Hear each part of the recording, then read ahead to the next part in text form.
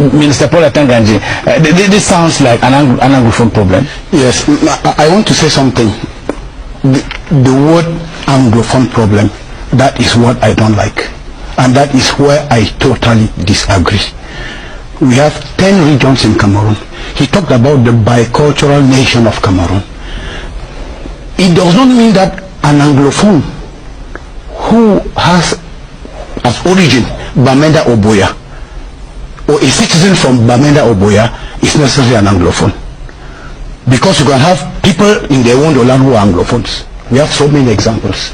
Who speak English? Who speak English. Okay. And as you can have, I have so many people in my village, Akum, who are completely Francophones. They don't speak one word in English, but they are from Bamenda. Okay. Not even one word in English. I've seen those who don't speak French. So the bicultural nature of our country has to be respected. But what I don't agree is that I am having a problem because I am an Anglophone. It is not true. That is the problem. We have problems at all levels, and we have an administration. The government is in place. Lawyers, they have their grudges. You have the bâtonnier, you have the bar council. Am I right? Yeah, you are. And you have the Minister of State in charge of justice. Okay. Keeper of the seals. I think any normal person, you have your problem, you go and tender your complaint to the minister. In the right channels. He will discuss, he will consult, and at the end of the day, he will bring you a solution. But what I don't agree is that you give a problem an ultimatum that it has to be solved this way and during this period of time. I think that is a very wrong approach. Let us be serious in what we are doing. Children are not going to school. Yes, but why are they not? Anglophone children? Why are children in the English-speaking part of Cameroon? Yes, if I have a problem in my association, you have the Kato and TAC, you go and meet the Minister of Secondary Education, Basic Education, or Higher Education. It's a forum for discussion. You understand? Right. And we do our things gradually, because when we go gradually, finally we succeed in one way. The Prime Minister in Bamenda discussing with people. You see, the government cannot be pushed to the wall. It's not possible. Because the government has always been flexible. The government is flexible. The government has always been flexible. We needed the GCE board about 20 years. It was given to us because it was an absolute necessity. The us there is who, Minister Atanga Nji? Yes, well, you understand what I'm saying. You understand what I'm saying. What I'm saying is that I don't want my level of education and my experience to say that because I'm an Anglophone, I have problems. I don't accept. I've been interacting with Francophones in many fields where I've taken the lead. You understand? Yes. So let us remove this mental slavery and address issues normally. Give the government an opportunity to help us to solve our problem, because no matter how good your problem is, if you use the wrong channel in solving your problem, at the end of the day you don't have any solution to that problem. It's very important to Is it not important to recognize a problem for it to be solved? I'm not sure the question to you. I'm playing the question to all of us. The problems have been raised. There's no doubt that the lawyers and the teachers have raised the problems. We don't deny that. And we are trying to find a solution because we believe in the sanctity of goodness. We are rational people. You can chip in where you want to chip in. Okay, now this is, let me predicate this by saying that, to me, as a clergy, and as one who comes from the English-speaking part of this nation, you said there's not an Anglophone problem. I will not be doing justice to my conscience. There is an Anglophone problem in this country. The fact that somebody does not speak English, who is in Bamenda, or does not speak French, who is in Yaoundé, doesn't mean that the linguistic barrier defines that I don't have a problem as an Anglophone. I mean, I was an individual, but as a people, we do have a problem as Anglophones. We've just talked about a GCE board. Let us look back into history. I was here already as a pastor. How it was created. Cameroonians of English expression expressed the wish that the GCE board be created to be managed by experts who will run it as a board, not to be run by a ministry. And they wrote a memorandum to be handed over to the Minister of Secondary Education before going to work. They left that morning to hand over the memorandum, and they were sprayed with water. A young man, I can never forget, lost his eye. He is now of blessed memory. And later on, the GCE board was created, but only after the back board was created, which was already requested. and then Gisebo was created. Is that a problem? Was it? No, it's a problem. Do we need to spray people with water who came to ask for something before we did the same thing? If lawyers are talking about the common law in Cameroon, the practice of it and the administration of it, which the Cameroon government has accepted the existence of the common law and the civil law, who is administering the common law in the English-speaking part of the country? Somebody who has not studied that law, who doesn't know it, and is executing a language which the people themselves don't understand. Is that not a problem in itself? When we go now to secondary schools in the English-speaking part of the country, and you send teachers who don't speak English to teach our children in the English-speaking part of the country in a language which we don't even know how to call it, probably call it pidgin or whatever language we created.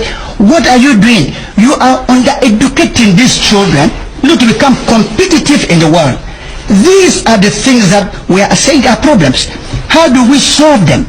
Can we not have people who will be able to teach the children in the right language and interpret the things in the right perspective? You see, the strike which has been called up by the teachers and the lawyers has taken a different dimension, and other people are taking advantage of it, which was not the original intention of the teachers and the lawyers. But we need to beat up the lawyers before taking and listening to them.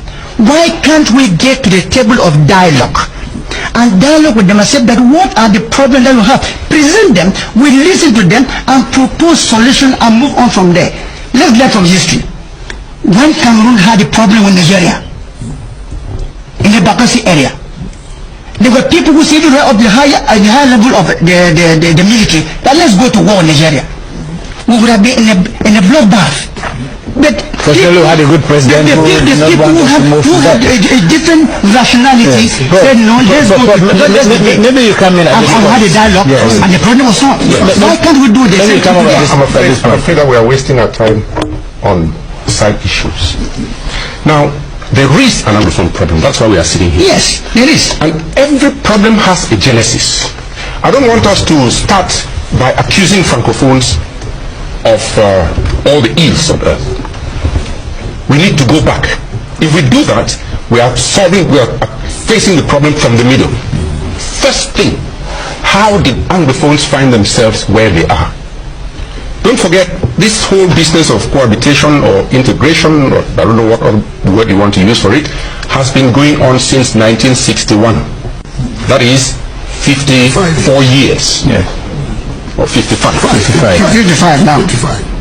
In Fumba, Ahidjo attends that conference full of zeal and intention, and he knows where he's going. Foncha goes there and is starry-eyed and comes back to a nation empty-handed. Up to this day, can anybody tell me what Foncha brought back from Fumba for the British Southern Cameroons at the time? This is where the rain started beating us. And so Ahidjo came back knowing that Anglophones don't answer back when Francophones talk. For 55 years, they have been used to talking and not being questioned or answered.